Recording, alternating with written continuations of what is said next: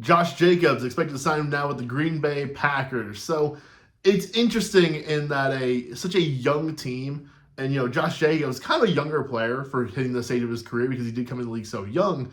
Their oldest positional group, at least on offense, is going to be their running backs, right? When you look at how young all those receivers are, Jordan Love, of course, being young as well.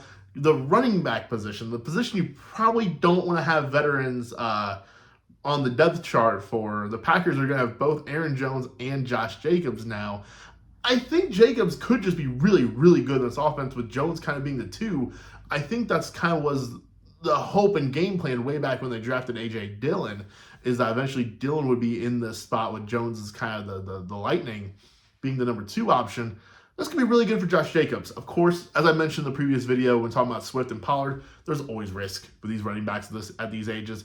Even at 26 for Josh Jacobs, always going to be a little hesitant about that. However, 26 is not 28. And I think Jacobs could have a year or two here of really good run.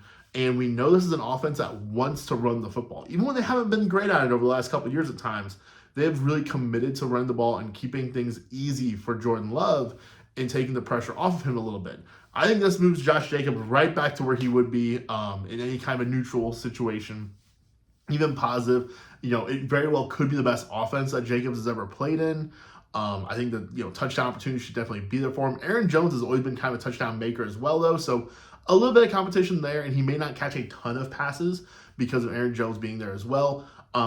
I'll be updating my rankings quite a bit here in the coming days once this kind of gets settled out a little bit. I fully expect Josh Jacobs, though, to be like in that running back 8 sort of range for me.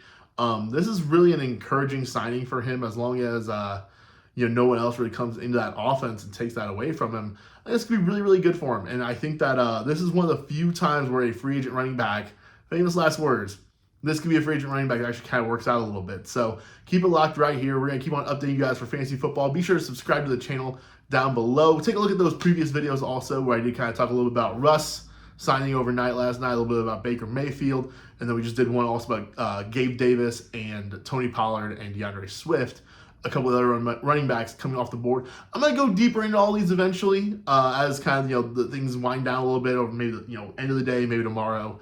But right now, just kind of the whirlwind, quick reactions on everything. So I'll have more hard and fast on those rankings for you guys here shortly.